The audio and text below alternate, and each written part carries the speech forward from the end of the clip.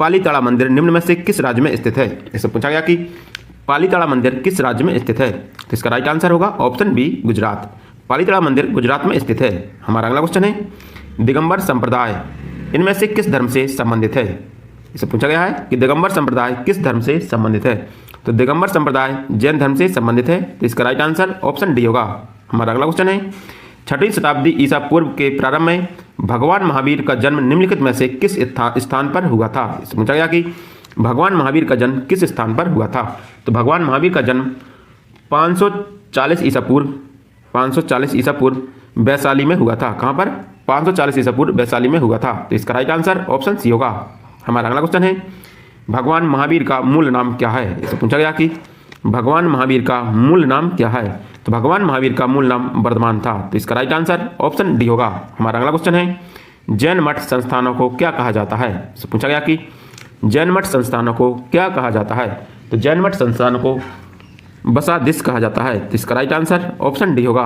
हमारा अगला क्वेश्चन है महावीर जैन धर्म के कौन से तीर्थंकर माने जाते हैं। इससे पूछा गया कि जो महावीर थे वो जैन धर्म के कौन से तीर्थंकर थे। तो महावीर जैन धर्म के 24वें और अंतिम तीर्थंकर थे। तो इसका राइट आंसर ऑप्शन सी होगा। हमारा अगला क्वेश्चन है 24वें जैन तीर्थंकर का नाम क्या था। इससे पूछा गया कि 24वें जैन तीर्थंकर का नाम क्या था। तो 24वें जैन तीर्थंकर भगवान महावीर थे। इसका राइट आंसर ऑप्शन डी होगा। हमारा अगला क्वेश्चन है पार्श्वनाथ जो एक क्षत्रिय और बनारस के राजा अश्वसेन के पुत्र थे कौन से जैन तीर्थंकर थे। इससे पूछा गया कि पार्श्वनाथ कौन से जैन तीर्थंकर थे। तो पार्श्वनाथ 23वें जैन तीर्थंकर थे। तो इसका राइट आंसर ऑप्शन ए होगा। हमारा अगला क्वेश्चन है त्रिरत्न की अवधारणा किससे संबंधित है। इससे पूछा गया कि त्रिरत्न की अवधारणा जो किससे संबंधित है। साथियों इस क्वेश्चन में ऑप्शन सी और ऑप्शन बी दोनों सही होंगे क्योंकि त्रिरत्न की अवधारणा बौद्ध धर्म और जैन धर्म दोनों में दी गई है लेकिन इनके त्रिरत्न अलग अलग हैं। तो इसमें हम देखेंगे पहले बौद्ध धर्म के त्रिरत्न। बौद्ध धर्म के त्रिरत्न थे बुद्ध, धम्म और संघ। ठीक है, ये बौद्ध धर्म के त्रिरत्न थे। हम बात करेंगे जैन धर्म के त्रिरत्नों की। तो जैन धर्म के त्रिरत्न थे सम्यक दर्शन, सम्यक ज्ञान और सम्यक आचरण। ठीक है, ये जैन धर्म के त्रिरत्न थे। तो इसका ऑप्शन बी और सी दोनों सही होंगे। हमारा अगला क्वेश्चन है निम्नलिखित में से अनुसरण किए जाने वाले धर्म और पवित्र पुस्तक की कौन सी जोड़ी असंगत है। इससे पूछा गया कि कौन सी जोड़ी धर्म और पुस्तक की असंगत है। साथ ही इसमें पुस्तक दी गई है और उससे संबंधित धर्म दिए गए हैं। तो इसमें बताना है कि कौन सा धर्म है जो उससे संबंधित पुस्तक नहीं है। ठीक है, इसमें पहला है इस्लाम धर्म, इसकी पवित्र पुस्तक कुरान है, ये सही है। सिख धर्म, इसकी पवित्र पुस्तक गुरु ग्रंथ साहिब है, ये सही है। तीसरा है जैन धर्म, इसकी पवित्र पुस्तक उपनिषद नहीं है। ठीक है ना, तो इसका राइट आंसर होगा ऑप्शन डी कि जैन धर्म की पुस्तक उपनिषद नहीं है लेकिन ईसाई धर्म की पुस्तक बाइबल है। तो इसका राइट आंसर ऑप्शन सी होगा। हमारा अगला क्वेश्चन है शब्द श्वेतांबर से जुड़ा हुआ है। इससे पूछा गया कि श्वेतांबर शब्द किस धर्म से जुड़ा हुआ है। तो श्वेतांबर शब्द जैन धर्म से जुड़ा हुआ है या जैन धर्म से संबंधित है। तो इसका राइट आंसर ऑप्शन बी होगा। हमारा अगला क्वेश्चन है बुद्ध ने अपना प्रथम उपदेश सारनाथ में अपने 5 शिष्यों को दिया था जिसे क्या कहा जाता है। इससे पूछा गया कि बौद्ध धर्म के या गौतम बुद्ध के प्रथम उपदेश दिए जाने को क्या कहा जाता है। तो बौद्ध धर्म ने अपना पहला उपदेश सारनाथ में दिया था जिसे धर्म चक्र परिवर्तन कहा जाता है। तो इसका राइट आंसर ऑप्शन ए होगा। हमारा अगला क्वेश्चन है वैशाली में द्वितीय बौद्ध संगति किसके द्वारा संचालित की गई थी। इससे पूछा गया कि वैशाली में द्वितीय बौद्ध संगति किसके द्वारा संचालित की गई थी। तो वैशाली में द्वितीय बौद्ध संगति कालाशोक के द्वारा संचालित की गई थी। तो इसका राइट आंसर ऑप्शन बी होगा। हमारा अगला क्वेश्चन है थेरी गाथा एक बौद्ध ग्रंथ है जो किसका हिस्सा है।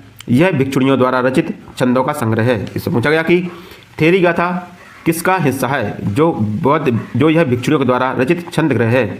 तो थेरी गाथा सुत्त पिटक का हिस्सा है। किसका? सुत्त पिटक का हिस्सा है। यह भिक्षुओं द्वारा रचित एक छंदों का संग्रह है। तो इसका राइट आंसर ऑप्शन बी होगा। हमारा अगला क्वेश्चन है 3 पिटकों में से अभिधम्म पिटक किससे संबंधित है। उससे पूछा गया कि अभिधम्म पिटक है वो किससे संबंधित है। तो अभिधम्म पिटक दार्शनिक मामलों से संबंधित है। तो इसका राइट आंसर ऑप्शन सी होगा। हमारा अगला क्वेश्चन है माना जाता है कि गौतम बुद्ध ने अंतिम ज्ञान प्राप्ति के लिए बोध गया जाने से पहले 6 साल तक कहाँ पर शुद्ध चिंतन का ध्यान किया था। इससे पूछा गया कि गौतम बुद्ध ने अंतिम ज्ञान प्राप्ति के लिए बोध गया जाने से पहले 6 साल तक कहाँ पर शुद्ध चिंतन का ध्यान किया था या शुद्ध चिंतन से ध्यान किया था। तो गौतम बुद्ध ने प्रयाग बोधि में 6 साल तक शुद्ध चिंतन से ध्यान किया था। तो इसका राइट आंसर ऑप्शन बी होगा। हमारा अगला क्वेश्चन है त्रिपिटक इनमें से किस धर्म का पवित्र ग्रंथ है। इससे पूछा गया कि त्रिपिटक इनमें से किस धर्म का पवित्र ग्रंथ है। तो त्रिपिटक बौद्ध धर्म का पवित्र ग्रंथ है। तो इसका राइट आंसर ऑप्शन बी होगा। हमारा अगला क्वेश्चन है साथियों क्वेश्चन नंबर 114 है। यह कहता है कि गौतम बुद्ध का संबंध निम्नलिखित में से किस गण से था। इससे पूछा गया कि गौतम बुद्ध का संबंध किस गण से था। तो गौतम बुद्ध शाक गण से संबंधित थे। तो इसका राइट आंसर ऑप्शन ए होगा। हमारा अगला क्वेश्चन है गौतम बुद्ध ने अपना पहला उपदेश कहाँ दिया था। इससे पूछा गया कि गौतम बुद्ध ने अपना पहला उपदेश कहाँ दिया था। तो गौतम बुद्ध ने अपना पहला उपदेश सारनाथ में दिया था। तो इसका राइट आंसर ऑप्शन सी होगा। हमारा अगला क्वेश्चन है गौतम बुद्ध को ज्ञान की प्राप्ति निम्नलिखित में से किस शहर में हुई थी। इसमें पूछा गया कि गौतम बुद्ध को ज्ञान की प्राप्ति निम्नलिखित में से किस शहर में हुई थी। तो गौतम बुद्ध को ज्ञान की प्राप्ति बोध गया बिहार में हुई थी। तो इसका राइट आंसर ऑप्शन बी होगा। हमारा अगला क्वेश्चन है निम्नलिखित में से कौन सा बौद्ध धर्म से संबंधित एक पवित्र ग्रंथ है। इससे पूछा गया कि बौद्ध धर्म से संबंधित एक पवित्र ग्रंथ कौन सा है। तो बौद्ध धर्म से संबंधित एक पवित्र ग्रंथ त्रिपिटक है। कौन सा है? त्रिपिटक है जो बौद्ध धर्म से संबंधित एक पवित्र ग्रंथ है। तो इसका राइट आंसर ऑप्शन डी होगा। हमारा अगला क्वेश्चन है इनमें से कौन सा शब्द सामान्यतः एक बौद्ध मठ का संदर्भित करता है जिसमें बौद्ध भिक्षु रहते थे। इसे पूछा गया कि जिस स्थान पर बौद्ध भिक्षु रहते थे उसे क्या कहा जाता था। तो जिस स्थान पर बौद्ध भिक्षु रहते थे उसे बिहार कहते थे। क्या कहते थे? बिहार कहते थे। तो इसका राइट आंसर ऑप्शन ए होगा। हमारा अगला क्वेश्चन है साथियों ये हमारा अंतिम क्वेश्चन है। इसके बाद हम अगले वीडियो में क्वेश्चन नंबर 120 से आगे डिस्कस करेंगे। ठीक है, तो ये हमारा अंतिम क्वेश्चन है। तो ये क्वेश्चन कहता है कि निम्नलिखित में से किस स्थान पर गौतम बुद्ध ने आत्मज्ञान प्राप्त किया था। इसे पूछा गया कि गौतम बुद्ध ने आत्मज्ञान कहाँ प्राप्त किया था। तो गौतम बुद्ध ने अपना आत्मज्ञान बोध गया बिहार में प्राप्त किया था।